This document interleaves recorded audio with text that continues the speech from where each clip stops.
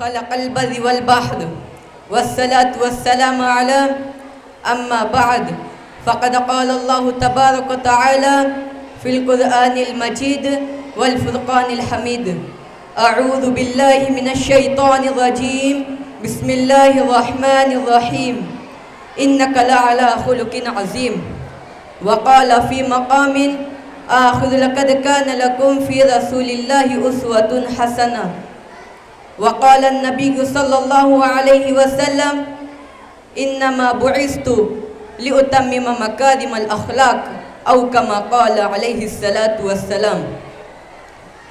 وہ دانائے سبل ختم الرسل مولائے کل جس نے وہ دانائے سبل ختم الرسل مولائے کل جس نے غبار راہ کو بخشا فروغ وادی سینہ.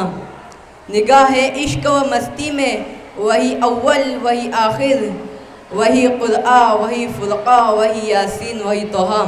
حضرات سامعین کرام اور قابل قدر شخصیات، آج میں آپ لوگوں کے روبرو اس جلیل القدر عظیم المرتبت اور رفیع الشان ہستی کے تذکری کی سعادت حاصل کر رہا ہوں، جو اگر ایک طرف تاریخ انسان کا سب سے بڑا ہمدرد، سب سے بڑا غمخوار اور سب سے عظیم محسن ہے، تو دوسری طرف تاریخ ظلم و جور کا سب سے زیادہ ستم زیادہ سب سے زیادہ مظلوم و مکروب بھی، جو سارے جہاں کا درد اپنے قلب و جگر میں سمیٹے ہوئے تھا. جو خنجر چلے کسی پہ تڑپتے ہیں، ہم امیر کا مصداق تھا جس نے دنیا کو اخلاق و تہذیب کا درس دیا، صفیف انسانی کو محبت کا پیغام سنایا، جس نے امت کو اچھی سیرت اور خلق عظیم کا سبق پڑھایا، جس کو خود رب دو جہاں اور خالق عز و اسما کی زبان نے بہت ہی وضاحت کے ساتھ اِنَّكَ لَعَلَىٰ خُلُقٍ عَظِيمٍ فرما کر ہمیشہ کے لیے سرٹیفکیٹ دے دیا ہو. سکوت آموز تول داستہ درد ہے، سکوت آموز تول داستہ درد ہے، ورنہ زبا بھی ہے ہمارے منہ میں اور تاب سکن بھی ہے. دوستو، فتح مکہ کے منظر سے کون نوافق ہے اس دن جان دشمنوں کے ساتھ پیغمبر کے برتاؤ اور ان کے اخلاق کریمانہ کو کون نہیں جانتا. جب مکہ فتح ہوا اور سہن کعبہ میں تمام مجرمین سرگنوں بیٹھے ہوئے تھے، ان میں وہ بھی بیٹھے ہوئے تھے جنہوں نے آپ کو گالیاں دی تھی، وہ بھی تھے جنہوں نے آپ پر نجاستیں پھینکے تھے، آپ پر پتھر پھینکے تھے اور آپ کے راستے میں کانٹے بچھاتے تھے. وہاں وہ بھی موجود تھے جنہوں نے آپ کے عزیزوں کا خون بہایا تھا، ان کے سینہ چاک گئے تھے اور ان کے دل و جگر کے ٹکڑے کیے تھے. ہر ایک کو اپنی ماضی میں کیوں شرارتیں یاد آ رہی تھی اور آپ کے پیچھے 10,000 تلواریں محمد رسول اللہ صلی اللہ علیہ وسلم کے ایک اشارے کے منتظر تھے. دفعتاً زبان المبارک کھلتی ہے، سوال ہوتا ہے قریش بتاؤ آج میں تمہارے ساتھ کیا سلوک کروں، آج تمہارے ساتھ میرا کیا برتاؤ ہوگا. دبے الفاظ میں جواب ملتا ہے. ارشاد فرماتے ہیں کہ آج میں وہی کہتا ہوں جو حضرت یوسف علیہ السلام نے اپنے بھائیوں سے کہا تھا، لا تثریب علیکم اليوم اذهبوا وانتم الطلقاء. تمام اہل مکہ سے جا کر کہہ دو کہ آمنہ کا راج دلال اقتلال کی بٹی میں جھکنے کے لیے نہیں آیا، عبداللہ کا یتیم اپنی رحمت و شفقت کی چادر میں لینے کے لیے آیا ہے. مکہ کی ماں سے کہہ دو آج تمہاری ممتا کو نہیں لوٹا جائے گا، بچوں سے کہہ دو تمہیں یتیم نہیں کیا جائے گا. مکہ کی بیٹیوں سے کہہ دو تمہاری عزت و آبرو کو داغدار نہیں کیا جائے گا، تمہاری اوڑھنی نہیں چھینی جائیں گی.